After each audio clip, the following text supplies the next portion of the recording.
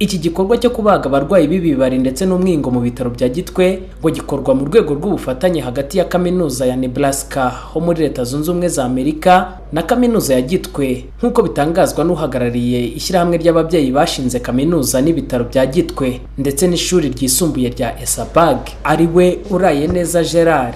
Si ukuvuga yuko imyingo ari ubwo burwayi bw'igitangaza hano mu Rwanda, oya, ariko kuba bufite bo kuri bo biba bibabaje cyane, bituma rero tugomba kubitaho tukabafasha cyane cyane haba hari impuguke zibizobereyemo zigafatanya n'abaganga bacu, bityo bari abarwayi nabo tukabitaho. Ntabwo twibwiraga ko tuzagira abarwayi benshi bangana nabo dufite ubu ngubu. Bamwe muri abo barwayi babashije kubagwa ku buntu binyuze muri ubwo bufatanye bavuga ko ari igikorwa bishimiye.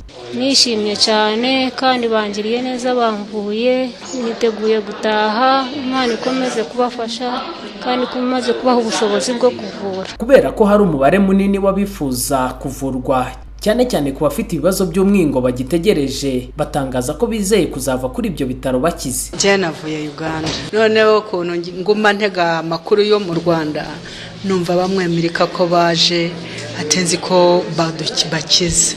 Ndavuga rero nari mfite igisubizo, nari ngiye kugikampara, ndavuga nikasubire mu Rwanda iwacu bajye kumvura abo mu Amerika. Noneho nanjye nibyo byiringiro nazanye, ubwo nzi neza ko ndi bukire gusubira Uganda ngiye gutanga ubuhamya ko nakize. Twaturutse Gicumbi, rwose ndumva afite morale yo kujya ku iseta inkavurwa rwose. Andrew G. Patterson, umwarimu muri kaminuza ya Nebraska akaba n'umuganga, avuga ko by'umwihariko indwara y'umwingo itakiri ikibazo gikomeye mu Rwanda kuko ngo kugeza ubu baza kuyibagisha ari abantu bakuru. Ibi ngo bikaba bitanga icyizere ko mu myaka iri imbere iyi ndwara izaba yarabaye amateka mu Rwanda, kuko ngo abakiri bato bitabwaho bahabwa amafunguro akungahaye ku by'umubiri ukenera byose.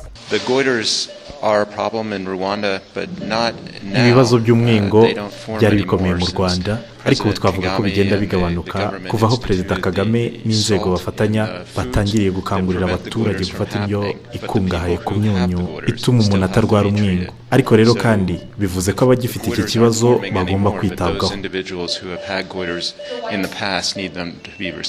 Uyu murwayi ugeze ku iseta yaje kwibagisha umwingo, kuko twatangarijwe n'aba baganga b'inzobere bakora kino gikorwa ngo iyi operasiyo bifata hagati y'isaha imwe ndetse n'amasaha abiri. Indwara y'ibibari yibasira abana, aho umwana ashobora kuvuka adafite umuntu uteye neza, naho umwingo ugaterwa no kunywa amazi atarimo umunyu ngugu wa iyode. Abaganga bavura izo ndwara bari ku bitaro bya Gitwe bikaba biteganyijwe ko bazasoza icyo gikorwa ku wa 4 w'iki cyumweru, ariko ngo bakazagaruka mu mezi 2 ari imbere. Pacifique Emmanuel Niyitegeka mu karere ka Ruhango.